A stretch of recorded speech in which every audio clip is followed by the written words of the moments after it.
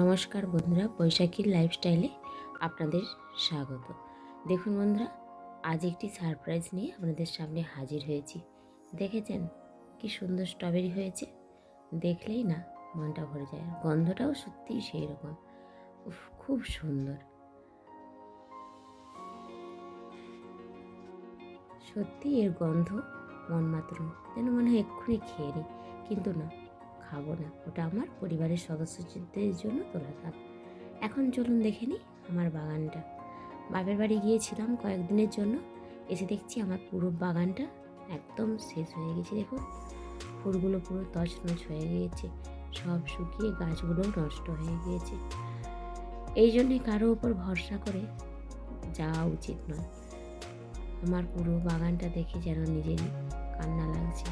দেখুন বন্ধুরা, সমস্ত ফুলগুলো মাত্র 3 দিনে কি অবস্থা দেখছেন।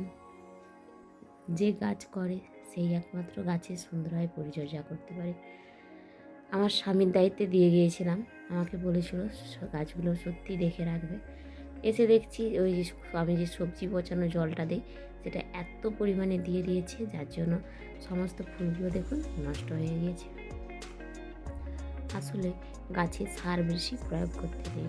গাছে আমরা যত বেশি সার প্রয়োগ করব, ততই গাছগুলো নষ্ট হবে তাড়াতাড়ি।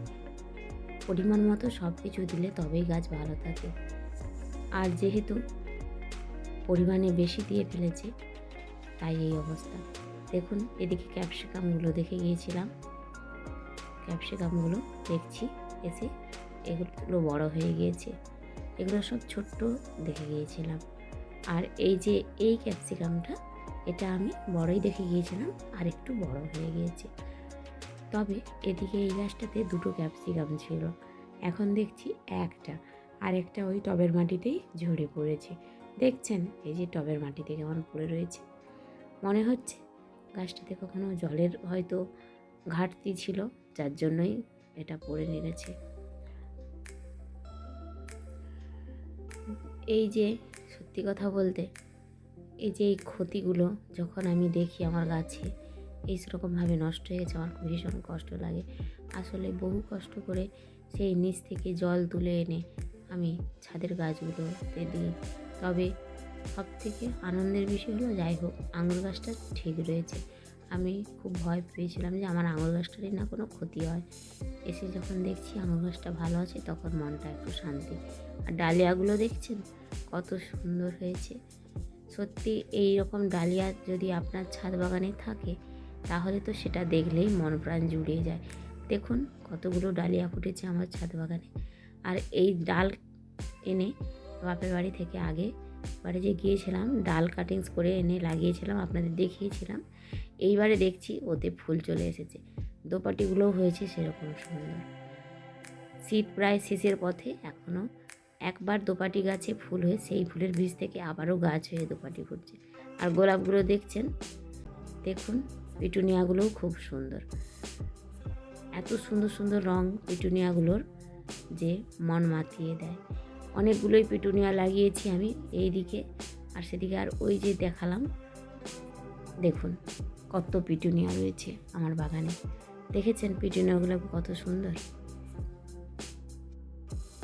আর দেখুন যেদিন বাপের বাড়ি যাই, সেই দিনই এই যে হনুমানে আমার ছাদ থেকে সমস্ত টবগুলো ফেলে এইভাবে নষ্ট করে দিয়েছে।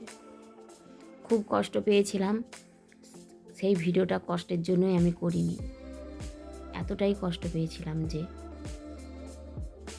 বলে বোঝাবার না। শিউলি গাছটাতে দেখুন কত সুন্দর ফুল রয়েছে, আবার একদিকে হচ্ছে ছোট্ট কুঁড়ি, আর আরেকদিকে দেখুন সুন্দর বীজ হয়ে গেছে। ওটা আমার 12 মাসে শিউলির গাছ। আর এই যে দেখুন হনুমানে এই টবটার অবস্থা একদম খারাপ করে দিয়েছে। আর ওই টবে যে গাছটা ছিল সেটা আমি বস্তার মধ্যে দিয়েছি। বাপের বাড়ি থেকে কিছু বেগুন চারা নিয়ে এসেছিলাম, সেটা আগেই বসিয়ে দিয়েছি এই বস্তার মধ্যে।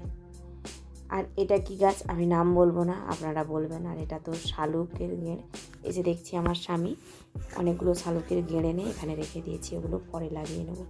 এটা একটা চেরি ফুলের গাছ, আমার নন্দাই গাঁদা চারাগুলো আর চেরি ফুলের গাছটা দিয়েছিল, সেটা আমি লাগিয়ে দিয়েছি এইখানে। আর এই যে এদিকে দেখছেন, এটা হচ্ছে একটা অ্যালামন্ডার গাছ, ছোট্ট টবের মধ্যে রয়েছে। এখনও অনেকের আলামোড়াতে ফুল এসছে, কিন্তু আমার এখন আর হচ্ছে না। আর এটা হচ্ছে বাড়িতে যত সবজি পচা সেটা নিয়ে এসেছি। এখানে গামলা রয়েছে, ওতে দেবো। আর এটা তো চাল ধোয়া জল, ওই যে মুড়ির চালটা ধুয়েছিলাম সেই জলটাই সমস্ত ফুলের গাছে দেবো বলে নিয়ে এসেছি।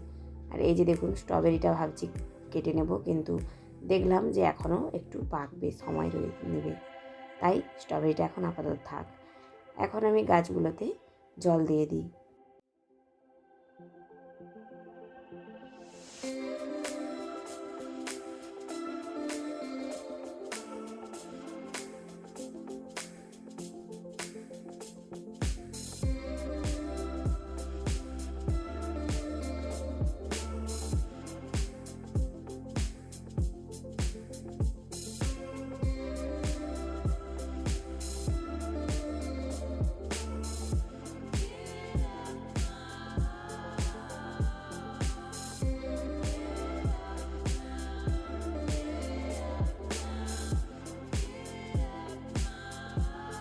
দেখুন বন্ধুরা, আমার এই পালং শাক গাছটি কত সুন্দর ড্রাগনের টবের মধ্যেই হয়ে গিয়েছে।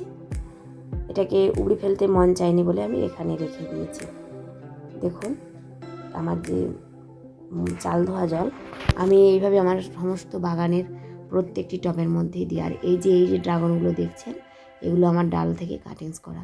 বেগুন গাছটাতেও দেখুন কত সুন্দর ফুল এসে গিয়েছে। ছোট্ট বেগুন চারা লাগিয়েছিলাম এই টবটার মধ্যে, সেটাতেই কত সুন্দর ফুল এসেছে। আর দেখুন খেসারি কড়াইয়েও গাছগুলোতে কি সুন্দর কড়াইশুঁটি ধরে গিয়েছে।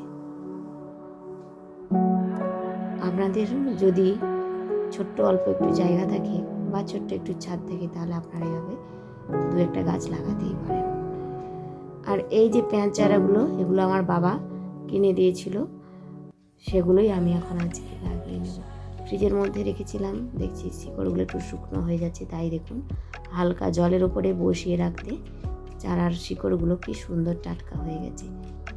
এবার চলুন চারাগুলো লাগিয়ে নিই। চারাগুলো যেহেতু আমার অনেক, তাই ওপরের ছাদ বাগানে লাগানোর মতো জায়গা নেই, তাই আমি নিচের বাগানেই চলে এলাম এগুলো নিয়ে। এখন আমি এগুলো সবগুলো লাগিয়ে নেব। আর দেখুন আমার নিচের বাগানে ধনে পাতাগুলো খুব সুন্দর হয়েছে। আর পালং শাকগুলোকে দেখছি পোকাতে পুরো শেষ করে দিয়েছি। যেহেতু আমি কোনো কীটনাশক প্রয়োগ করি না, তাই এই অবস্থা।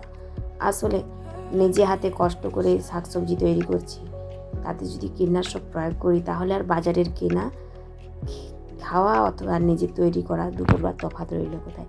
আলু গাছগুলো দেখেছেন কত সুন্দর হয়েছে। আর এইখানে সর্ষেগুলোও দেখছি ভালোই হয়েছে। পেঁয়াজ কলিটাও মোটামুটি খারাপ হয়নি।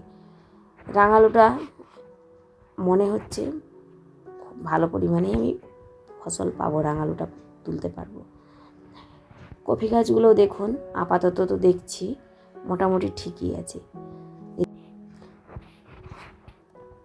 আর এই দিকে যে কফিগুলো লাগিয়েছিলাম সেগুলো খুব খারাপ ফসল হচ্ছে না।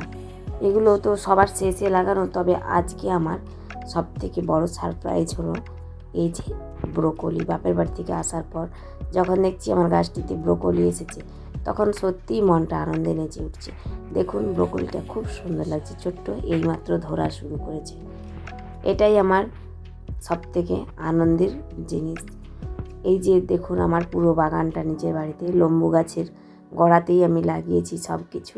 আর এই দিকটাতে কিছুটা লেম্বু গাছ কেটে দিয়েই আমি সবজিগুলো লাগিয়েছি। লাউটা দেখছি একদম পচে গিয়েছে। অনেকগুলো লাউ এখান থেকে আমি তুলেছি এর আগে। আর আপাতত এখন একটাই, এটাই আপাতত দেখছি শেষ। এবার আমি একটু এটা দেখে নেব, এটা নরম রয়েছে নাকি খাওয়ার যোগ্য না। না, নখ দিয়ে আপাতত বুঝতে পারছি যে না, নরমই রয়েছে, তাই ওটা আমি কেটে নেব। তবে তার আগে আমি আমার পেঁয়াজ চারাগুলো লাগিয়ে নেব, তারপরেই কাটবো। এদিকে দেখছি আমার সমস্ত রকমের শাক দেওয়া রয়েছে, সাদা শাক, খসলা শাক, লাল শাক, সব রকমের শাক, গাজর এখানটায় দেওয়া রয়েছে। সমস্ত গাছগুলোই দেখছি মোটামুটি খারাপ হচ্ছে না। এবার পেঁয়াজ চারাগুলো আমি চটপট লাগিয়ে নিই। যেহেতু আমার খুব বেশি আর জায়গা আর ফাঁকা নেই, তাই আমি এই যে কফিগুলো লাগিয়েছিলাম দিন কয়েক আগে, তারই মাঝে মাঝে যতটুকু ফাঁক রয়েছে সেই ফাঁকে এই পেঁয়াজ চারাগুলো বসিয়ে নেব। আসলে শখের জন্য বাগান করি, আমাকে যে বাগান করতেই হবে বা এটা না করলে আমার চলবে না এমনটা নয়। আসলে আমার গাছ লাগাতে আমি ভীষণ ভালোবাসি, তাই আমি গাছ লাগাই। আর সেই গাছ লাগানোর জন্যই আমি প্রচুর পরিশ্রম করি। দেখুন বন্ধুরা, লাউটা খুব সুন্দর হয়েছে। আর এই যে পেঁয়াজ চারাগুলো আমি ওখানে লাগানোর পর বেশি হয়ে গেছিলো, সেগুলো আমি এখানে এই বস্তাতে লাগিয়ে দিয়েছি। এই বস্তাগুলো আমি তৈরি করে রেখেছিলাম আদা এবং হলুদ বসাবার জন্য। এখন আপাতত পেঁয়াজগুলো লাগিয়ে নিয়েছি, এগুলো উঠলে আদা হলুদ লাগাবো। আর এই দেখুন, এই যে এইদিকে বস্তাতে প্রচুর পরিমাণে আলু লাগিয়েছি।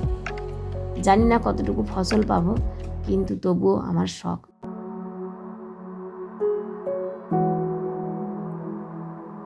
ওদিকে দেখুন ডাক পাখিটি কি সুন্দর হেঁটে বেড়াচ্ছে। আমাদের এখানে গ্রামের এটাই বৈশিষ্ট্য, প্রাকৃতিক সৌন্দর্য। আজকের মতো আসি, টাটা। আপনারা সবাই ভালো থাকবেন, সুস্থ থাকবেন।